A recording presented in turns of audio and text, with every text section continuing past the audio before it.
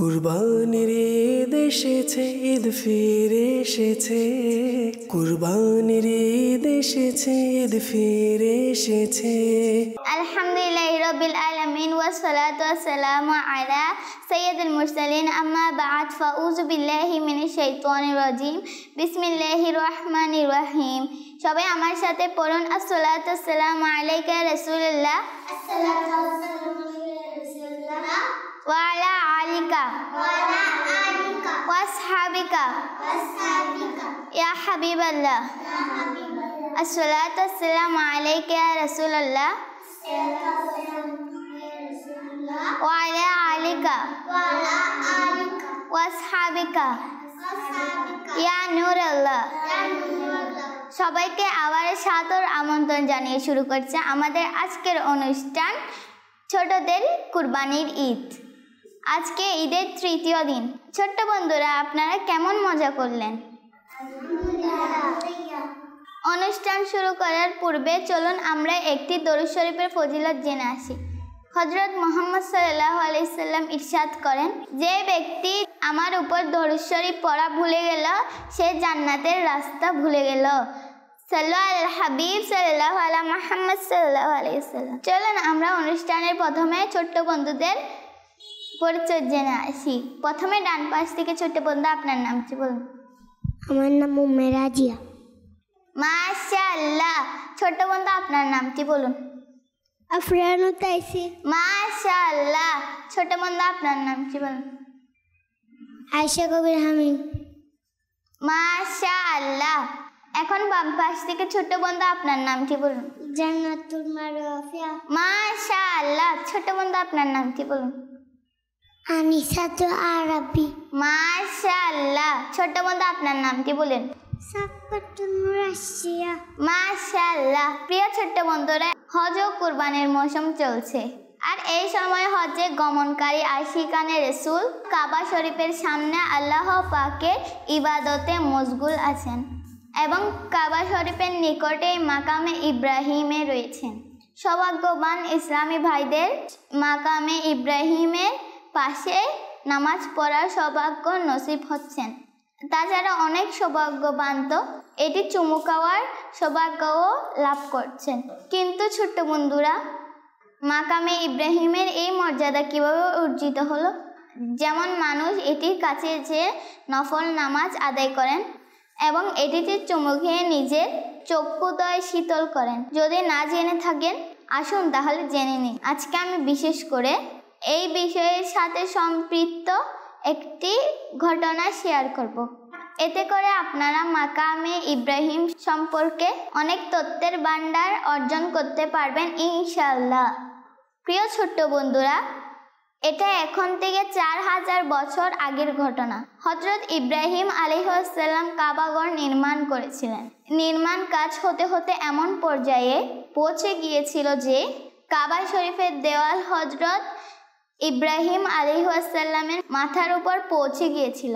এর ফলে হযরত ইব্রাহিম আলাইহিস সালাম দেয়াল আরো উঁচু করতে সমস্যার সম্মুখীন হচ্ছিলেন। তখন হযরত ইব্রাহিম আলাইহিস সালাম হযরত ইসমাইল আলাইহিস সালামকে বললেন, যাও এমন কোনো পাথর নিয়ে এসো যার উপর দাঁড়িয়ে আমি নির্মাণ কাজ চালিয়ে যেতে পারবো। হযরত ইসমাইল আলাইহিস সালাম বাবার আদেশ পালনে নিকটস্থ এমন একটি পাহাড়ে চলে গেলেন, যাকে পৃথিবীর প্রথম পাহাড় বলা হয় এবং এই পাহাড়ের নাম হচ্ছে আবু কাইস। যাত্রাপথে হযরত ইসমাইল আলাইহিস সালাম ও হযরত জিবরাইল আলাইহিস সালামের মধ্যে সাক্ষাৎ হলো। হযরত ইসমাইল আলাইহিস সালামকে আবু কুবাইস পাহাড়ে অবস্থিত দুটি বরকতময় পাথর দেখালেন এবং বললেন, এই পাথরটি কাবা শরীফে লাগিয়ে দিন। হে ছোট্ট বন্ধুরা, এটি সেই বরকতময় পাথর যাকে এখন হাজরে আসওয়াদ নামে ডাকা হয়। অপর যে পাথরটি রয়েছে এটি আপনার বাবার পায়ের নিচে রাখেন। এর উপর দাঁড়িয়ে আপনার বাবা কাবা শরীফ নির্মাণের কাজ করবে। প্রিয় ছোট্ট বন্ধুরা, হযরত ইব্রাহিম আলাইহিস সালাম যখন দ্বিতীয় পাথরটির উপরে দাঁড়ালেন, তখন হয়েছে কি, সেই পাথর মোমের নেই নরম হয়ে গেল এবং এভাবেই তার মুজিজা প্রকাশ হলো যে তার পবিত্র কদম মোবারকের চিহ্ন সেই পাথরে বসে গেল। তিনি আলাইহিসসালামের পবিত্র কদমের চিহ্নের বরকতে বিশেষ মর্যাদা লাভ করল। এই পবিত্র পাথরটি কাবা শরীফের নিকটেই রাখা ছিল এবং এই পাথরটিকেই মাকামে ইব্রাহিম নামে ডাকা হয়ে থাকে। তো প্রিয় ছোট্ট বন্ধুরা, 4000 বছর ধরে হযরত ইব্রাহিম আলাইহিসসালামের পবিত্র কদমের চিহ্ন এই পাথরে বিদ্যমান রয়েছে। আর এতে কোনো সন্দেহ নেই যে এটি হযরত ইব্রাহিম আলাইহিসসালামের মুজিজা। আর নিঃসন্দেহে এই পাথরটি আল্লাহ পাকের নিদর্শন সমূহ থেকে বড় একটি নিদর্শন। আল্লাহ পাক তার প্রিয় নবী হযরত ইব্রাহিম আলাইহিসসালামের এই মুজিজাকে কিয়ামত অবধি জীবিত রাখতে মুসলমানদেরকে হুকুম দিয়েছেন। অর্থাৎ তোমরা আমার কাবা শরীফের নিকট তাওয়াফ করার পর এই পাথরের নিকট 2 রাকাত নফল নামাজ পড়বে। অর্থাৎ তোমাদের নামাজ তো আমার জন্য হবে, তোমার কপাল আমার জন্য জুটবে। কিন্তু এই বিষয়টি আমার পছন্দনীয় যে সিজদার সময় তোমাদের কপালসমূহ এই পবিত্র পাথরের নিকটে জমিন স্পর্শ করবে। অর্থাৎ যে পাথর আমার খলিল তথা আমার বন্ধু হযরত ইব্রাহিম আলাইহিসসালামের পবিত্র কদমের চিহ্ন বিদ্যমান রয়েছে। তো প্রিয় ছোট্ট বন্ধুরা, এই ঘটনা থেকে আমরা এটি জানতে পারলাম যে যেখানে আল্লাহ পাকের নেক বান্দাগণের কোনো চিহ্ন বিদ্যমান থাকে সেই স্থানে আল্লাহ পাকের নিকট অনেক সম্মান ও মর্যাদার অধিকার রাখে। আর সেখানে ইবাদত করা আল্লাহ পাকের নিকট বেশি কবুল হয়ে থাকে, সেখানে আল্লাহ পাকের রহমত নাজিল হয়। অনুষ্ঠানের এই পর্যায়ে চলুন আমরা কুরবানির হাট সম্পর্কে কিছু পরামর্শ জেনে নিই। কুরবানির হাটে যাওয়ার আগে আমরা যাত্রা ও সফরের দোয়া পাঠ করব। আসুন আমরা কিছু দিনই প্রশ্নের উত্তর জেনে নিই। 1 নম্বর প্রশ্ন, কুরবানির ঈদের অপর নাম কি? যারা যারা পারবেন তারা হাত তুলেন। দেখি ছোট্ট বন্ধু, আপনি বলেন তো। ঈদুল আজহা। মাশাআল্লাহ। 2 নম্বর প্রশ্ন, সমস্ত মানুষের বাবা হযরত আদম আলাইহিসসালামকে আল্লাহ পাক কি দ্বারা সৃষ্টি করেছেন? যারা যারা পারবেন তারা হাত তুলেন। দেখি ছোট্ট বন্ধু, আপনি বলেন তো। মাটি দ্বারা। মাশাআল্লাহ। 3 নম্বর প্রশ্নটি হচ্ছে, কুরবানি কোন নিয়তে করা উচিত? যারা যারা পারবেন তারা হাত তুলেন। দেখি ছোট্ট বন্ধু, আপনি বলেন তো। আল্লাহ পাকের সন্তুষ্টি নিয়তে। মাশাআল্লাহ। 4 নম্বর প্রশ্নটি হচ্ছে, তিনি কোন নবী যিনি মাছের পেটে ছিলেন? যারা যারা পারবেন তারা হাত তুলেন। দেখি ছোট্ট বন্ধু, আপনি বলেন তো। হযরত ইউনূস আলাইহিস সালাম।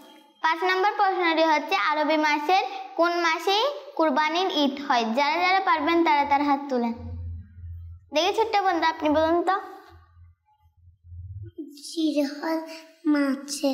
মাশাআল্লাহ।